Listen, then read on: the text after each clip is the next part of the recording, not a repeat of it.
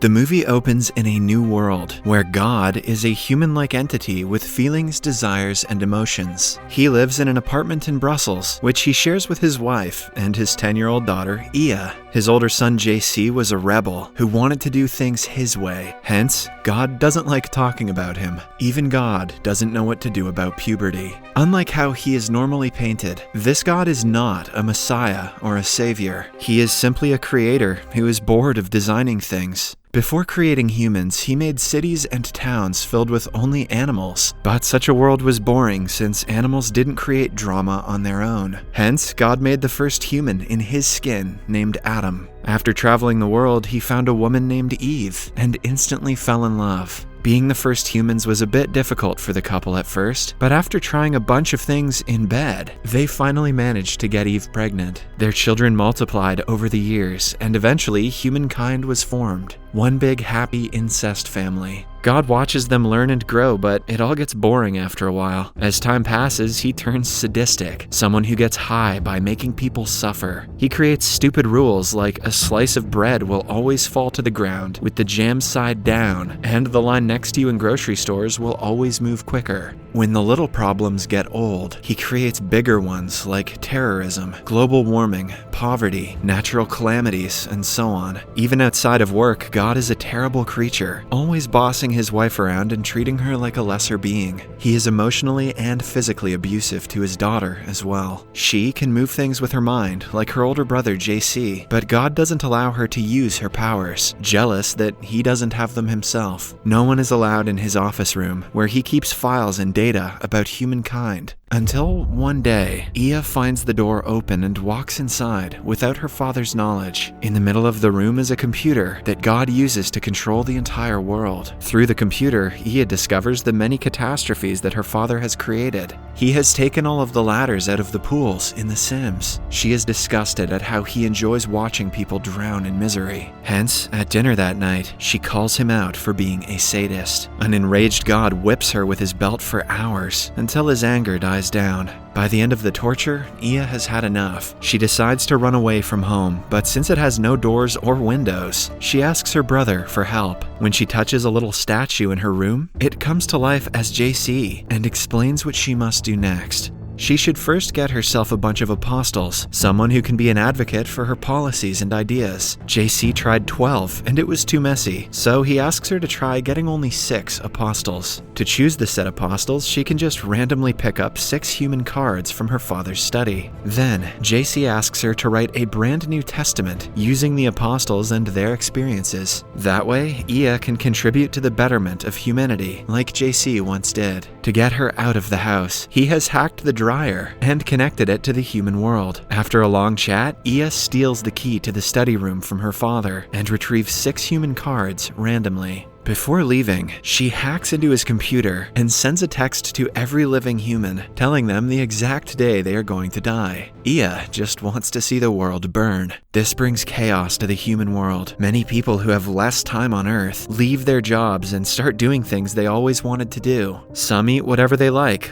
Initially, people don't believe the text messages, but many coincidences happen in relation to the texts, making them come to terms with their death dates. The scared ones do everything they can to prevent their deaths, but they ultimately find out that it is inevitable, as they can die from simple accidents, like a cupboard falling on them. This also sends people into a moral dilemma, and many soldiers flee the war, wanting to do better with the time they have left. As the chaos continues, Ia goes into the dryer and crawls along a long path until she finally reaches the human world. She enjoys the rain for some time before eating a burger from a dumpster. When the burger makes her sick, she is helped by a homeless man named Victor. She senses that he is a good man and asks him to help her write the testaments, since she is not good at writing herself. Initially, Victor dismisses her request as childish, but when she continues following him, he agrees to help. Back at home, God wakes up and finds out that the world he created is changing into a better place. Until now, the uncertain future made people fear doing what they loved. But with their lifetime in front of them, they can choose whatever they want to do with their lives. This brings people joy, which is against God's wish of how humans should be. He quickly goes to his computer to change the settings, but finds out that it has been hacked. Ia's smell is lingering around the house, and by following it, he finds the pathway located in the dryer. At this moment, he decides to go into the world he created to teach his daughter a lesson. Back on Earth, Victor and Ia go to their first apostle, named Oralee. She is a beautiful woman, wanted by many men and envied by every woman she meets. However, she is always sad and frequently blames her life for being unfair. It turns out that when she was a teen, Oralee lost her left arm and has been wearing prosthetics ever since. Ia asks her to talk about her life so they can extract the important parts to write into the New Testament.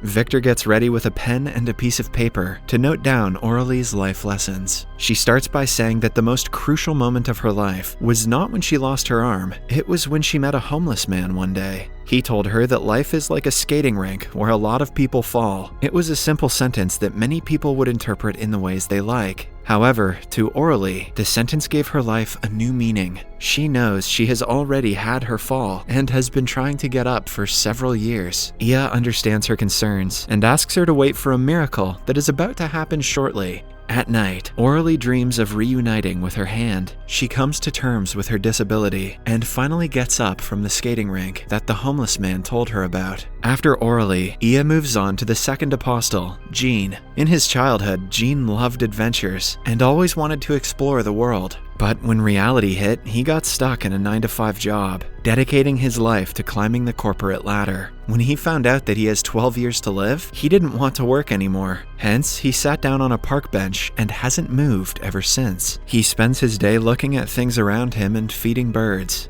Ia finds him on the same park bench and sits down to chat. She can talk to animals and offers to translate Gene's words to a bird. Gene wants to ask the bird why it never flies away from the park when it has wings to travel anywhere in the world. In turn, the bird asks Gene the same question. Whoa, that bird is deep. The question brings clarity to Gene's mind, and he sets off on a journey to find himself. At the same time, God finally reaches the other end of the tunnel and enters the human world. He is instantly troubled by the world he programmed when a lady pepper sprays him for being a creep. As he tries eating a burger from the garbage can, he is attacked by the street gangs. Later, he is taken to the hospital, where he gets into a fight with the doctor after insulting him. Still not coming to terms with a human's way of life, he steals a kid's sandwich and is beaten by the mother. Meanwhile, Ia looks for the third apostle, named Mark. He is a sex addict, whose only wish in life is to get in bed with as many women as possible. His addiction started when he saw a girl on the beach at the start of his teenage years. After finding out he has around 80 days to live, he took all the money out of the bank and has been spending it on prostitutes every night. However, it hasn't provided him with ultimate happiness, and he is still longing for something deeper. Ia tells him that he has a beautiful voice and asks him to do something with it. She is sure that the path will lead him to happiness. The next day, Mark gets the job as a voice actor and meets a woman at work. She turns out to be the same girl who he saw at the beach a long time ago.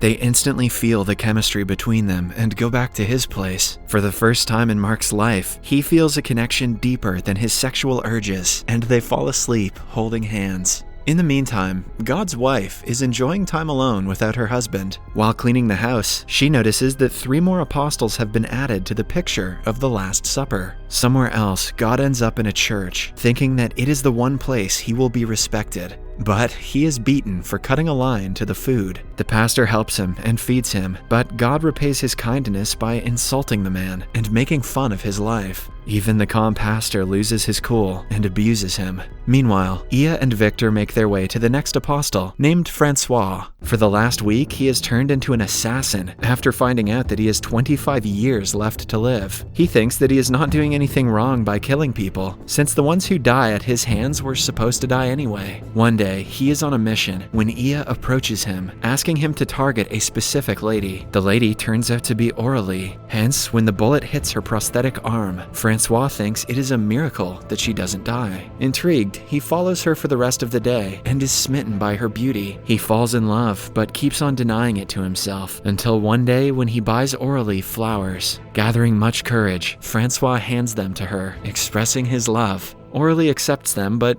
gives him no reply. Then, Ia visits the 5th apostle, Martine. She used to be a hopeless romantic who is now stuck in a loveless marriage. She found out that her husband is going to outlive her for 30 years and has been sulking ever since. She even tries hooking up with random men to get rid of her loneliness, but nothing works. Iya meets her and senses that she is being called by someone in the circus. Martine takes her word, and the three go to a circus later that day. There, Martine locks eyes with a gorilla and instantly feels a connection to it. Knowing that he is her one chance at happiness, she buys the animal from the circus. At night, they connect, and Martine ends up kissing him. This movie has derailed entirely. Somewhere else, Aurélie calls Francois, and the two decide to meet. Aurélie shows him her prosthetic arm, and he kisses it, showing that he loves every part of her. They make love, and Francois finally finds happiness outside of killing people. The following morning, God is wandering down a street when he sees Iya and Victor. He chases them, but they manage to escape by walking on water. When God tries to do it, he almost drowns and loses the other two. A group of men from the church save him and bring him back to the pastor, but even he doesn't want to take care of the guy. After that, Iya finds her last apostle, a boy named Willie who is about to die from a terminal illness. His last wish in life is to dress up as a girl, and his parents allow him to do so. Iya makes friends with him and gives him a shining fish as a gift. Before dying, Willie wants to send the fish to the sea. On Monday, he sells all of his parents' furniture to travel to a beach that he always wanted to visit. On Tuesday, Francois tells Aurélie that he is in love with her and wants to spend the rest of his life with her. Wednesday is the day when Martine's husband finds her in bed with the gorilla. They kick him out of the house and continue their romantic relationship.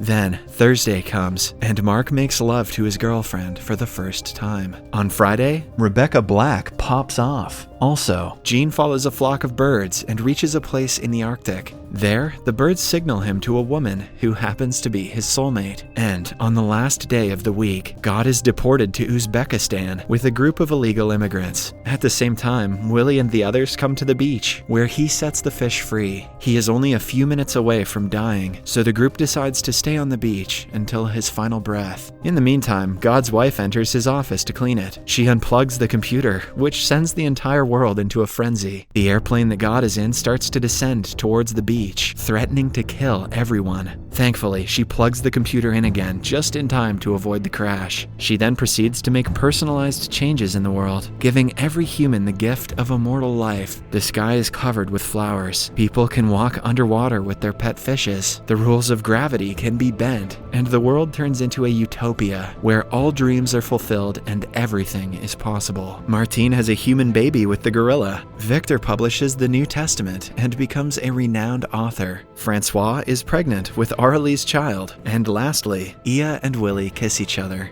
The only character who doesn't have a happy ending is God, who is stuck in Uzbekistan without a family. He desperately spends the rest of his days looking into every dryer for a way to return home. Subscribe for more videos like this, turn on notifications, and leave a like to help the channel out. Thank you for watching.